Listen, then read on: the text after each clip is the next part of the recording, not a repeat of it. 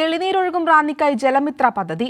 ജനകീയ ജലസംരക്ഷണ പദ്ധതിക്ക് പത്തനംതിട്ട റാന്നിയിൽ തുടക്കമായി. സംസ്ഥാന ഭൂവിനിയോഗ വകുപ്പ് കുടുംബശ്രീയുമായി ചേർന്നാണ് പദ്ധതി നടപ്പാക്കുന്നത്. ജലസമൃദ്ധമാണ് റാന്നി. റാന്നിയുടെ ഹരിതഭംഗി ഭാവി തലമുറയ്ക്ക് കൂടി കരുതി വെക്കുന്നതാണ് ജലമിത്ര പദ്ധതി. മണ്ഡലത്തിലെ 12 ഗ്രാമപഞ്ചായത്തുകൾ പദ്ധതിയുടെ ഗുണഭോക്താക്കളാകും. ജലസാക്ഷരത, ജലസ്രോതസ്സുകളുടെ നവീകരണം, പുനരുജ്ജീവനം, മണ്ണ് സംരക്ഷണം, മഴവെള്ള ശേഖരണം തുടങ്ങിയവയാണ് പദ്ധതി ലക്ഷ്യം വെക്കുന്നത്. ജലമിത്ര പദ്ധതി സകല ജീവജാലങ്ങൾക്കും വേണ്ടിയുള്ളതെന്ന് മന്ത്രി റോഷി അഗസ്റ്റിൻ.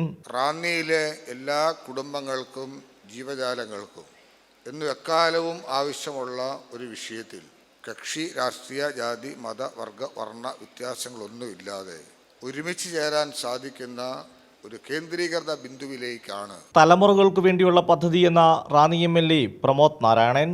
പ്രിയമുള്ളവരെ, ജലസമൃദ്ധിയുടെ ഒരു കാലത്തേക്ക്, എല്ലാ നീർച്ചാലുകളും നിർമ്മലമായി ഒഴുകുന്ന ഒരു കാലത്തേക്ക്, കരിങ്കല്ലിന്റെ അടിയിലൂറുന്ന കുളിരരുവികളും എല്ലാ നീർച്ചോലകളും എല്ലാം നീലിമയാർന്ന് നമ്മുടെ ജീവിതത്തെ ഹരിതാഭമാകുന്ന കാലത്തേക്കുള്ള റാന്നിയുടെ കാൽനട യാത്രയാണ് ഈ പദ്ധതി.